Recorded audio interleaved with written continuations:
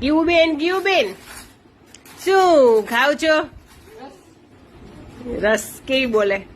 Grieve બે પગ એને લાંબા કરીને મને રસ ખાવા મંડાણી છે. રસ બહુ ભાવે એટલે બેન મંડી પડ્યા છે. આજે જમવામાં છે કઢી, સફેદ કઢી છે અને ભાત, ફ્લાવરનું શાક સાથે કોબીનો સંભારો, ચીબડા ને એ બધું જે સલાડમાં છે એ, અને રસ સાથે ઠંડી ઠંડી છાશ. અને મારા મમ્મીને ઓલ ટાઈમ જોઈએ રોટલો. મારે ઉર્વશીને ભાત હોય એટલે રોટલો બોટલો ન જોઈએ એટલે રોટલા નથી અમારા બેનું. જોકે એને ખાધો દેશે આજે તો. ફ્લાવરનું શાક અને હા કઢી કે કઢી ભાત હોય કે દાળ ભાત હોય, કોણ છે અમારા જેવું જે શાક મિક્સ કરીને ખાય છે? મારે ઉર્વશી શાક મિક્સ કરીને ખાવાની ટેવ છે. ક્યાં ઉર્વશી? ઓહો તું રસ બતાવીશ? હા, અરે વાહ, વેરી ગુડ. બસ આજકાલ ગ્રીવ ને ખબર મળી છે કે ઈયા શું કરે છે.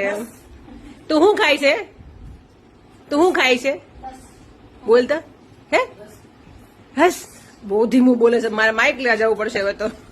તારા માટે લગાવી દેવાનું અહીંયા. તો આ અમારું બપોરનું લંચ છે. કઈ દેશી નથી, કઈ પેલું નથી, બસ રસ છે અને મમ્મી છે એટલે રોટલા છે. ચલો હવે ઉનાળો આવી ગયો તો રસ કાઢીએ છીએ ધીમે ધીમે. હવે હું પણ જમી લઉં ને દીકો, હું જમી લઉં ને. ચમચી મોઢામાંથી તો કાઢ.